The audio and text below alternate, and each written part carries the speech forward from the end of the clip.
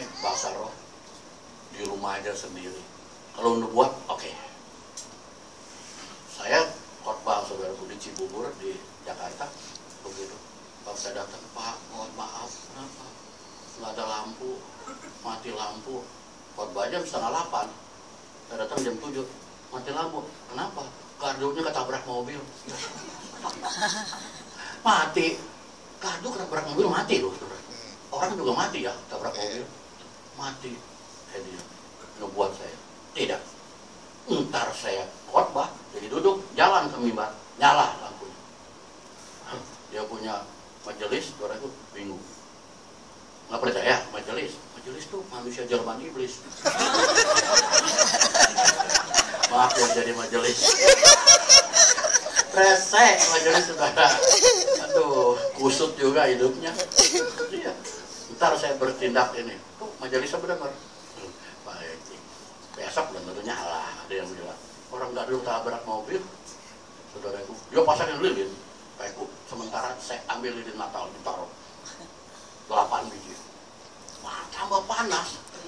Di atas dipakai lampu emergency supaya bapak bisa lihat. Iya dah, lupa ternyala. Udah Pak Eko persiapan. Baru saya naik, tak plus nyala. Wah, pada tepuk tangan semuanya. Nah, terutama untuk bernubuat. Banyak saya bernubuat, saudara. Jadi saudara, bukan bahasa roh yang digede-gedein. Saya bahasa roh suka, cuman di rumah. Lagi saya doa. Saya bilang, Tuhan tolong. Kalau saya nggak ngerti, nggak usah saya bahasa roh, saya katakan. GBI, di mana-mana ngeroh, ya saudara. Jadi kalau saya tidak ngerti, saya tidak ngomong apa yang saya ngomong. Saya minta harus diberikan juga karunia untuk menerjemahkan. Gitu. Nah, saya makanya di rumah. Kalau di gereja enggak, saudara, belum pernah. Jemaat saya bilang, Pak Eko emang nggak percaya bahasa roh? Percaya. Orang saya udah pernah itu kok nggak percaya tadi. Nah, saudaraku, jadi Anda bisa belajar. Nah, makanya firman Tuhan mengatakan, kalau engkau menyembah Allah harus menyembah dalam roh dan kebenaran. Nah, gimana dong Tuhan? Dalam roh dan kebenaran 9 karunia ini. Usahakanlah dirimu. Jadi sudah ada dalam dirimu. Eko tahu. Tuhan benar. Sudah ada ya? Iya. Usahakanlah dirimu. Sudah ada 9 karunia aku kasih. Oh iya. Jadi bisa Tuhan? Bisa. Caranya gimana? Nah, ini. Saudara, kalau doa tidak ada modulnya, harus bagaimana nungging atau saudara teriak, kepala dibentur-benturin gitu. Tuhan bilang masuk ke kamar, betul? Yeah. Kunci kamarmu, kau berdoa. Nggak ada. Modelnya harus bagaimana? Duduk, mau duduk begini boleh. Duduk di kursi boleh. Asal relax. Duduk di sofa boleh, duduk di ranjang boleh, jangan tiduran. Kalau doa di tiduran, ambilnya bisa pagi. Keburu pulas. Itu orang Jakarta, saya percaya. Kalau di sini, ya saudara, sama juga. Pada jadi kalong semua. Kalong aja jadi banyak kalong. Nah, saudara pulang dari sini. Saya kalau khotbah ada bekal, betul ya? Yeah. Saudara bisa mikir, iya, saya punya kuasa, iya, saya punya ini, itu. Saya khotbah begitu di mana-mana. Jadi saudara itu bekalnya, iya benar juga. Semuanya ada di Alkitab. Yeah. Ya, mengalir aja, saya nggak buka firman dari Alkitab. Ya, apa. Tuhan berikan saudara itu. Umur 72 kan orang udah pikun, udah lupa. Ini mah ingat terus. Kenapa? Karena Roh Kudus yang mengingatkan. Amin. Kalau saudara bergaul erat dengan Roh Kudus, terus ada saudara itu dipimpin, saudara nggak lupa. Teman saya, dia punya neneknya mau ke dapur nih, saudara itu mau ngambil piring, dia mau ngambil sendok. Mak, mana mak piringnya? Ini sendok, mak. Apa saya bilang? Rubah. Tante, rubah pikirannya. Saya ingat. Ingatan saya kuat. Ingatan juga. Dalam 2 bulan, ingat. Nggak rubah lagi. Kenapa? Karena apa yang kita pikirkan itu yang terjadi. Apa yang kita katakan itu akan terjadi. Sebab di dalam otak kita mempunyai syarat komando. Jangan bilang, saya susah. sakit begini mah nggak sembuh. Si komando bilang apa? Tuh, bos bilang nggak mau sembuh, kasih dia nggak sembuh. Saya selalu bilang, saya kaya, harus diberkati. Maka itu saudaraku, saya cocok dengan Pak Sugiharto, nggak mau nyanyi dengan ibu nyanyi, ku mau cinta Yesus selamanya, walaupun badai silih berganti. Hati dong dalam hidupku. Saya tanya saudaraku, Yonatan Prawira, you ya, yang bukan orang penjara. Oh dia yang keluar masuk penjara dalam hidupnya. Apa yang kita katakan itu akan terjadi.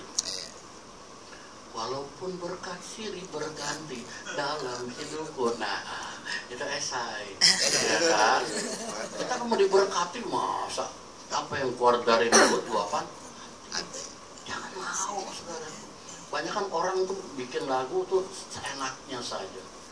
Ya, main badai lah, ada melampaui badai segala. Saya nggak mau lagu itu.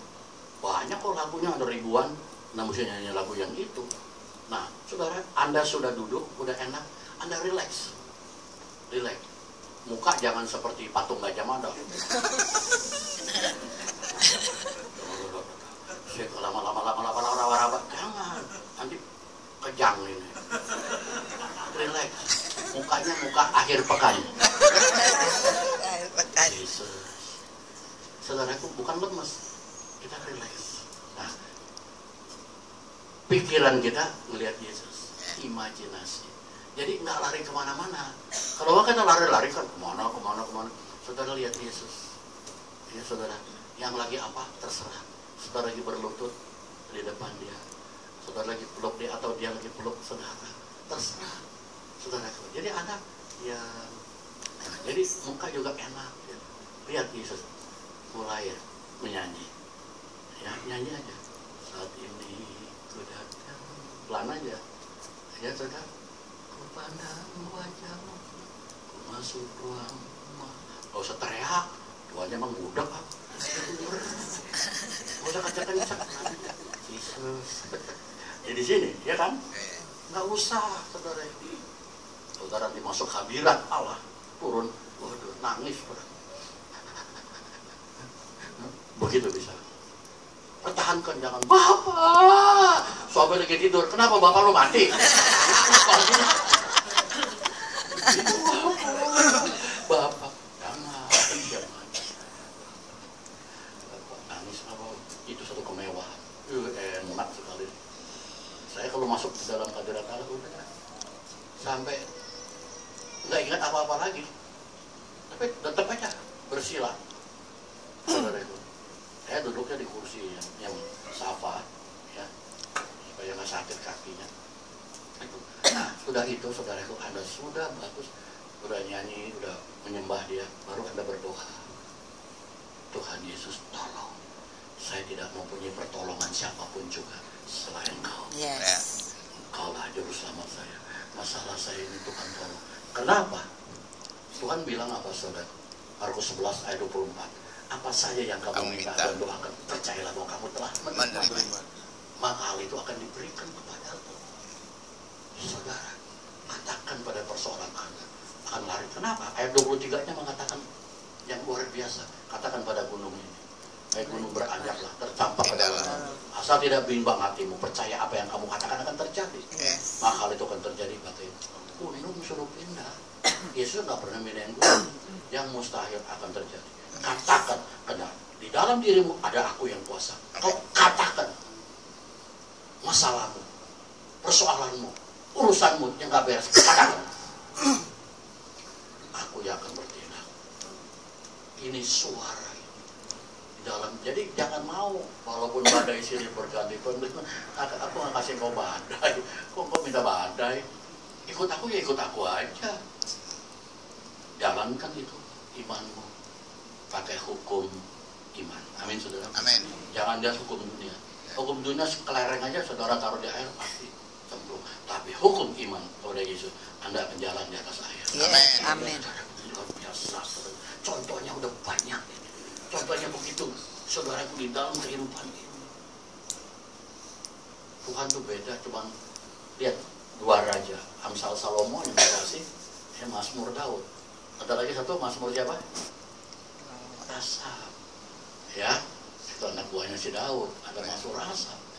Jadi juga ada, ya saudara. Jadi di sini dia bisa memuji kepada Tuhan.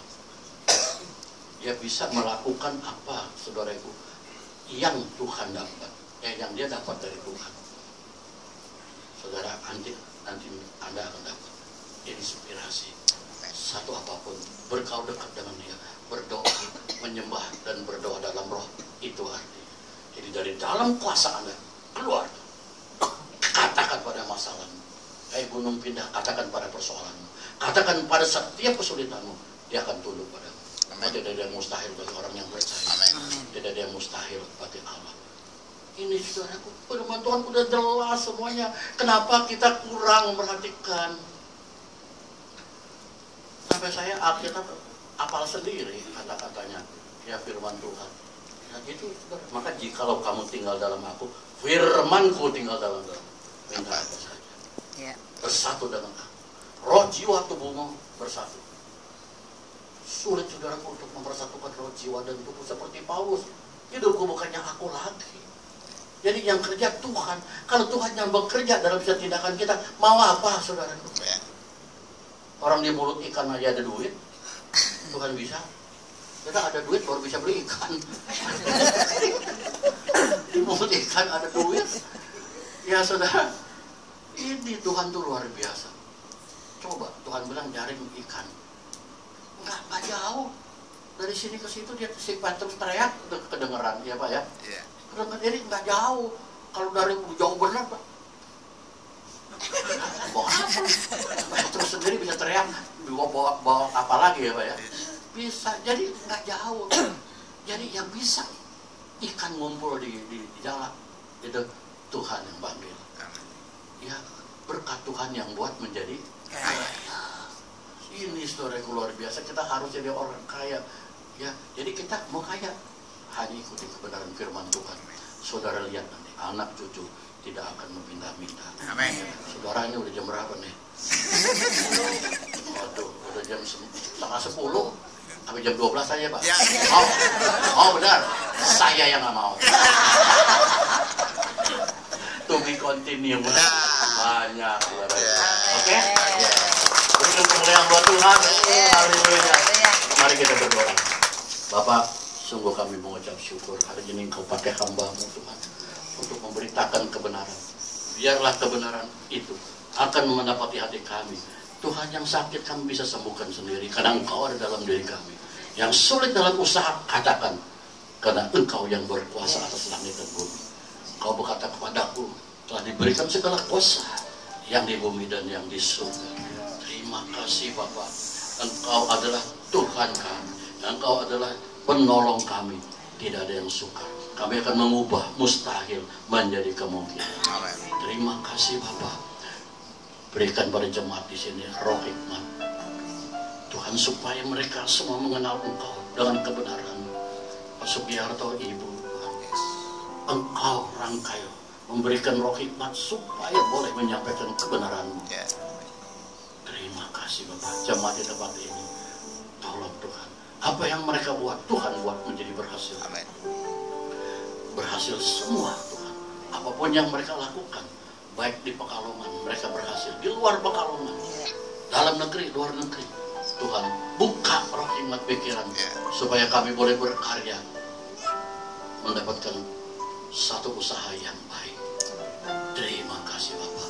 Di dalam nama Tuhan Yesus kami ucap syukur. Haleluya. Amin. Amin.